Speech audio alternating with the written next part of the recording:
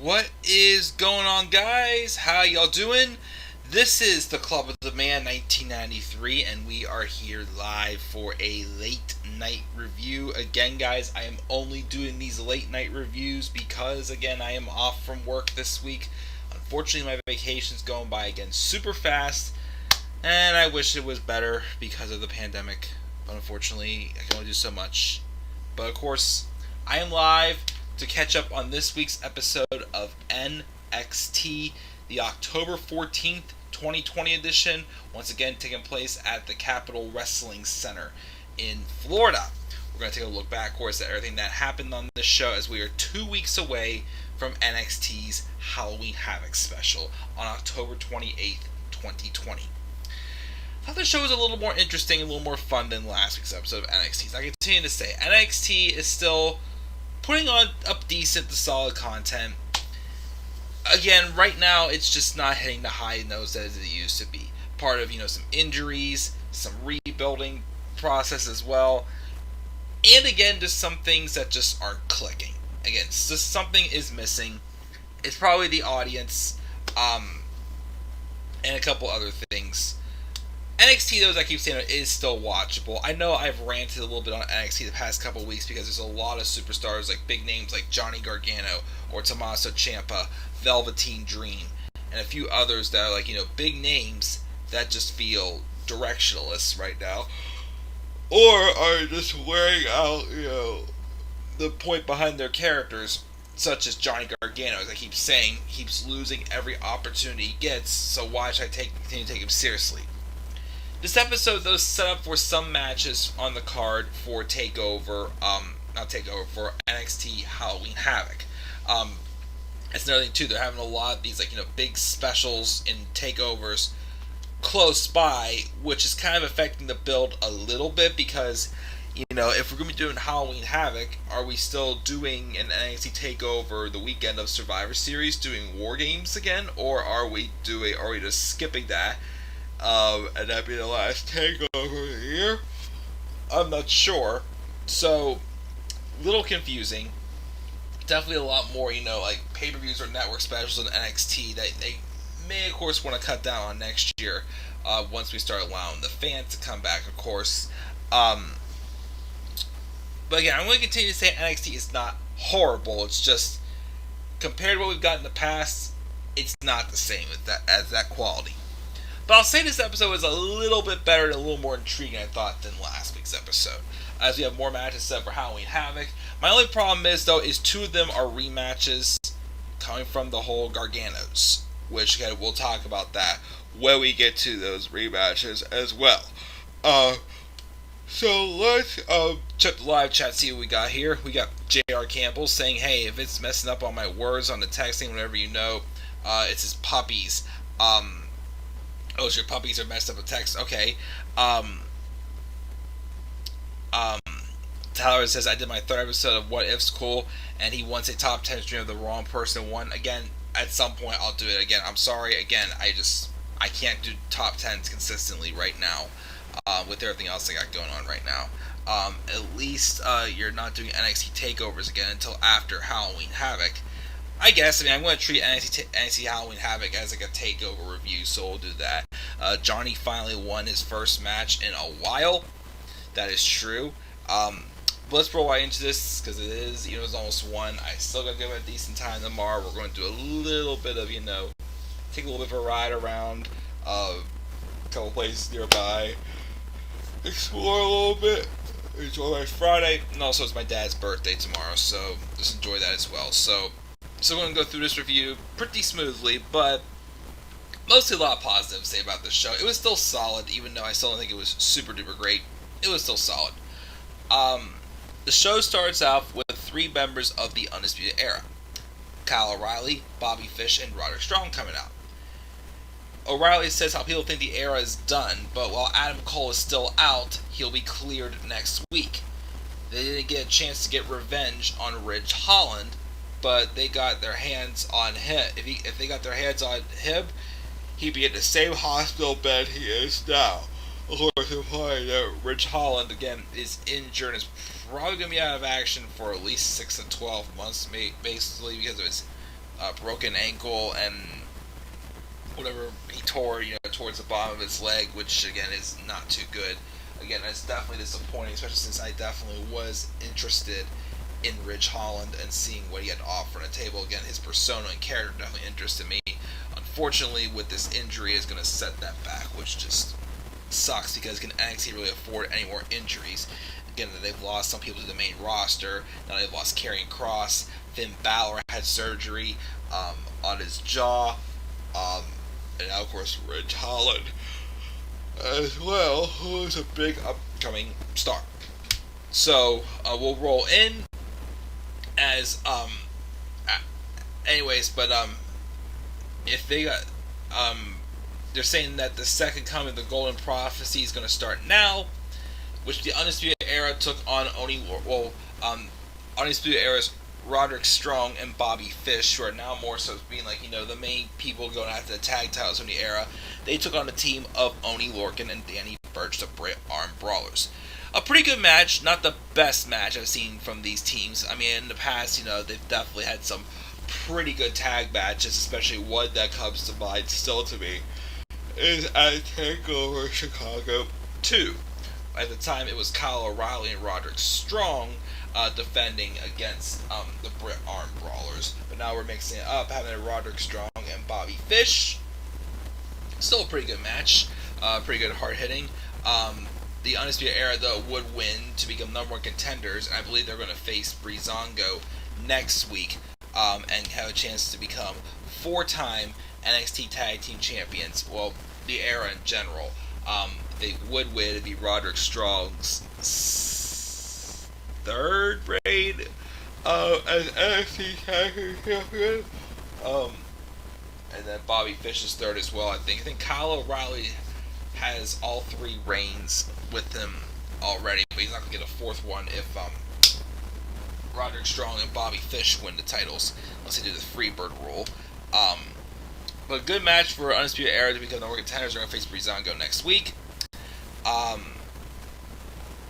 So Mackenzie Mitchell here to give us an update on Finn Balor's injury. He had surgery, which they'd hoped to avoid, but decided to go ahead with a consultation with an expert. Regal declared that he's going to wait a couple weeks to see how Finn recovers before deciding anything about the NXT Championship. It sucked that they had to vacate it again because they've already had to vacate it from Karrion Kross due to a shoulder injury. But again, it would just suck to have to vacate it again for sure. And of course, Finn has another big title reign that already gets interrupted by injury too, which that would suck. But we'll see. Hopefully, maybe he'll be able to be clear to wrestle by Survivor Series weekend if they do an NXT Takeover War Games that weekend. Not too sure, but we'll figure out that then. We have a pre-taped interview with Ember Moon, who knows that the past year has sucked for her, and when she finally heard "you're cleared," all she heard is "you're NXT." She's supposed to go to Raw or SmackDown, but her heart was in for coming home to NXT. She was over the stacked roster and how she's willing to go through all of them to get back to Io Shirai and her title, which just shows that for now she's staying a babyface. I thought maybe they turn her heel, but I still think they're probably going to turn Toni Storm heel. I mean, she got brought back as a babyface on this show, but I still, because of the direction they were going with her, I still think we're going to be turning her heel instead, which I'm for that. But a good promo. Again, definitely glad Ember was brought back to NXT. And again, I will say, as I said last week, if there's any division I still think that's really strong and has a lot of depth in it, it's definitely that women's division with Io, Rhea, Dakota, Tony, Ember, Candice, Tegan Nox whenever she comes back from her injury, Shotzi Blackheart's there. There's definitely several, and Xia Li's starting to pick up some momentum. Again, it's very stacked. Like, it's definitely has a lot more depth to it, in my opinion, than a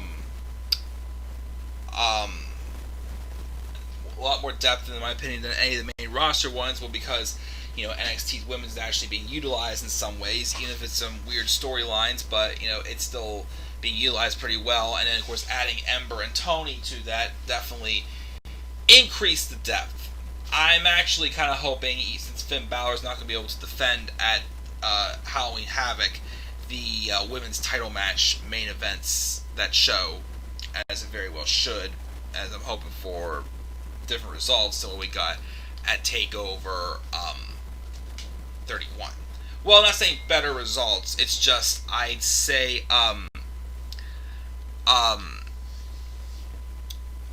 it's just I'd say that that they should have had different results to benefits other people. Because EO would have been fine losing that match, but we'll talk about it later, of course. Speaking of stuff that's kind of pointless, Ashante the Adonis took on Jake Atlas again. Jake Atlas. I think he's pretty cool. I like his stuff in the Cruiserweight Championship tournament, but this Ashante the Adonis, who is this guy? Atlas wins. Afterwards, Legado del Fantasma comes out, and then until Isaiah Swerve Scott comes in, evens up the odds. So we're getting another match between Swerve and Escobar. It's again, Swerve's already lost him twice. Yes, there was interference and chaos in the match at TakeOver 31, but was there really anything to give Isaiah Swerve Scott an excuse to get in a third match? That kind of didn't set with me. That kind of made me scratch my head, I'm not sure about that. I'd rather have him than this Ashante de Adonis, or Jake Atlas gets to get the opportunity. I'm cool with that, but yeah, I definitely don't think, I'm not sure why they're doing that match again. Well, my thing is too, is with the matches we're already getting, my thing is if we're going to be having these matches again at Halloween Havoc, and most of them the champions won already, it's why are we doing them again at Halloween Havoc, or why do we have to take over 31 in general,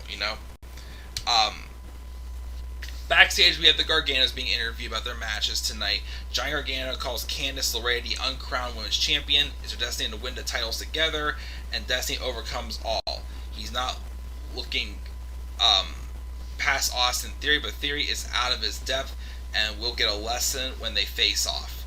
And they had a match with Johnny Gargano and Austin Theory. That's another thing about NXT too. We're having so many heel-on-heel matches anymore as well. So kind of taking away the whole point of building them or dynamic stuff. And some of these heel versus heel matches, I can see them working with the dynamics. They are what type of heels they are. But Johnny Gargano and Austin Theory, heel on heel, didn't work for me. Again, well, as far as the match goes, good. But as far as dynamic wise, I'm just again, Austin Theory still on a losing streak. Johnny Gargano, he won the match. It was still a good match. Again, it does show if Austin Theory ever gets booked better, that he will be a big player for sure in NXT. But as I keep saying, why he keeps losing? So it's why should I care? Johnny Gargano also has lost how many title opportunities since turning heel. So again, why should I care about him getting another opportunity? But he beats Austin Theory here. We have this encounter with Raquel Gonzalez and Rhea Ripley backstage. And they basically challenged her to a match for Halloween Havoc that was made official.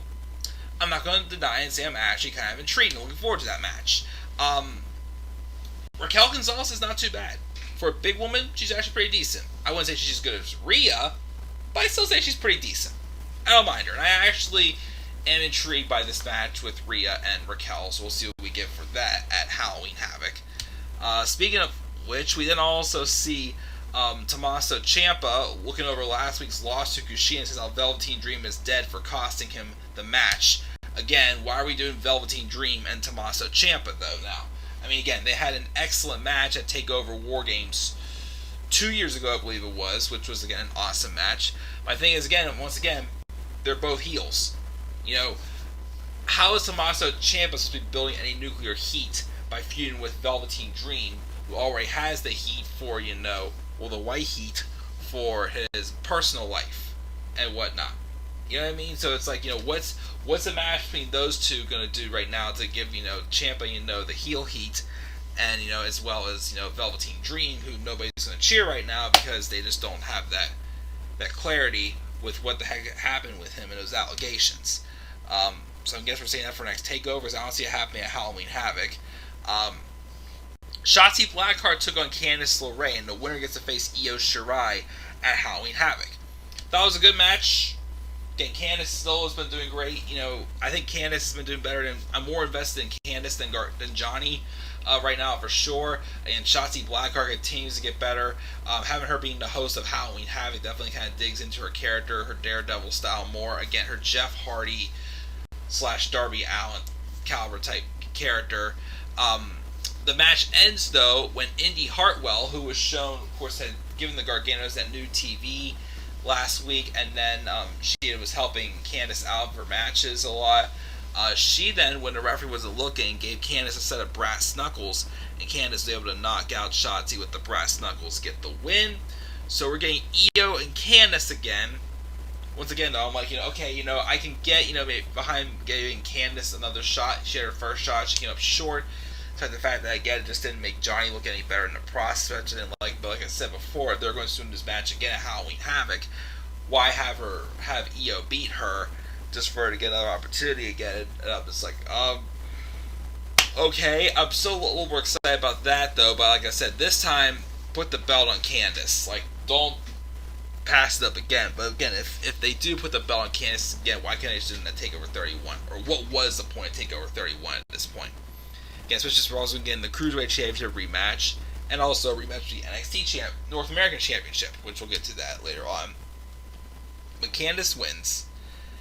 Then we have Drake Maverick and Killian Dane in office. Maverick reveals that he's hiring a marketing company and starts pitching Dane their ideas. Call themselves the Fury and the Furry, which of course Dane wants nothing to do with any of that, and he's not interested in the match with Imperium that was set up for that night.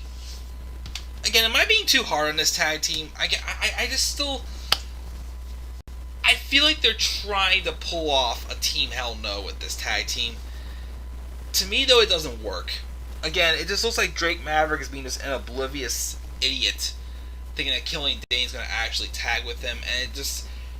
To me, it's just like, the way Drake is, how annoying he's being, I'm just like, why would Killian want to tag with him? It's not funny. At least, Daniel Bryan and Kane had the anger management storylines, that, kind of made them both in common. What does Killian Dane and Drake Maverick have in common besides the fact they were both beaten down by the Undisputed Era? It's just, again, I'm just still not digging it, and that weird whistling theme music, I'm just like, no, thank you. Toni Storm returned, new theme music. It's alright. I like their old one a little better, though. She squashed Aaliyah to get the pinfall victory in her first match back, which awesome. Regal was interviewed backstage saying how he's not happy about Candice, how she won the match, but it's referee's decision.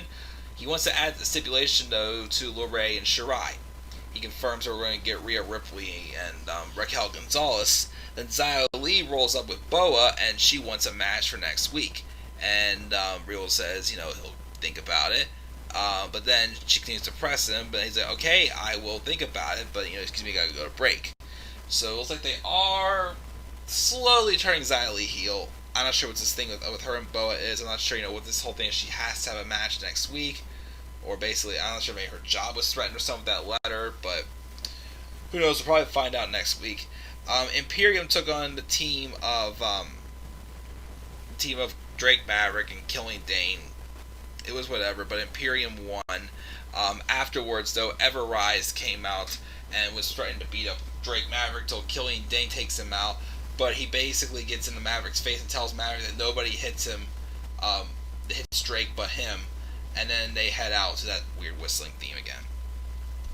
Whatever.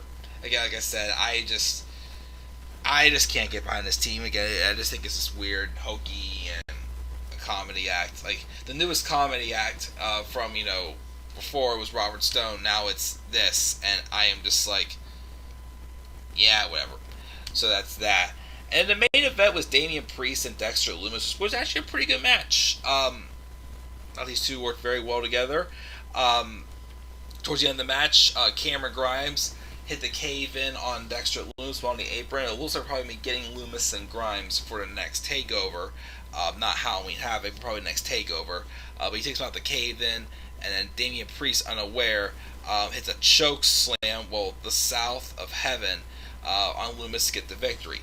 Afterwards, though, Cameron Grimes tried to get involved, and Damian Priest hits the wreck and tells him to stay out of his business. And he's about to do some cool move on the stage, so Johnny Gargano attacks him with a steel chair. And of course, Johnny and Candice celebrate on the stage when Rio comes out and says that both are going to get TakeOver 31 rematches. Okay, I get Candice, but again, why is Johnny, for the 4th time since turning heel, getting another match for the NXT North American Championship? But how did he win it? He beat Austin Theory. Okay, but has Austin Theory won a match? Again, why are we giving him another opportunity? I don't know why. But then Shotzi Blackheart came out and said, your match is going to have the stakes upped on them by the whole spin the wheel concept. Which I'm fine with. But like I said, I just don't get why Johnny Gargano is getting a 4th opportunity for the NXT North American Championship when he's done nothing but lost matches anymore. Well, again, he beat Austin Theory, but again, to me, it doesn't seem too much. But yeah, whatever. But that's my thoughts on this show tonight. For the polls, on Twitter, 3 votes. 1 person gave it an A. 2 person gave it D or lower. Gave the show a B minus. It was pretty solid. Again, like I said, it wasn't great. Again, and then the stuff with the cruiserweights, I'm slowly fading on. Again, I'm not digging. I've tried. I don't know if it's being too hard, but I just still can't get behind this Drake Maverick and Killian Dane storyline. Also, everything else was pretty good, I thought. Of course, I'm not a big fan of Johnny getting a championship also, but who knows? Anyways, let me see here. Where we got here? Live chat. Why is Vince high on some J-Bor? How been the worst 24/7 champion Ray girl? I'm not sure. Ever since Austin Theory came back to NXT, he's been losing off and on. He's losing on the main roster. The third one to attack Cole could be members Fish and Strong. I think so too. Where was Finn on this show? Shirai, will Finn have a match? Finn's not probably having the match at Halloween Havoc again. He had that surgery on his jaw, so I don't think he's having the match at Halloween Havoc. Don't get on your nerves that every pay-per-view has every title match all the time. I don't know. Halloween Havoc should be a pay-per-view for the main roster, or No Mercy, not Hell in a Cell. I agree. Or Unforgiven also. Either going to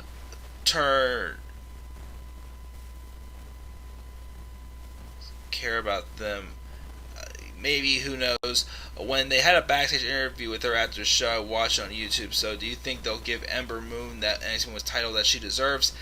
At some point she's going to get it back, yes. If you think about it, Randy Orton botched to get a third match against McIntyre. Again, I don't get why he's getting a third match. He's lost twice. Rhea Ripley actually looked pretty on NXT because she had all black on. People wearing all black is pretty good looking, I shall say. They never gave AJ a chance with the IC title. Again, I don't get why he couldn't even have a pay-per-view match as champion. SmackDown starts at a different time tomorrow night. The season premiere, as it shows on the commercial. I just don't know what. Oh, I don't know either. But that's going to do it, guys. Again, kind of just give my brief thoughts on NXT. Nothing really spectacular, but again, solid. Gave it a B minus. Halloween Havoc should be a decent show in 2 weeks. What are your thoughts on this show? Leave your thoughts down in the comment section below. Slap a like on the video. Subscribe and comment on my channel. Follow me on Twitter at DemandAirborne93. Until then, guys, I'm checking out. Have a great rest of your night. Peace out, everybody.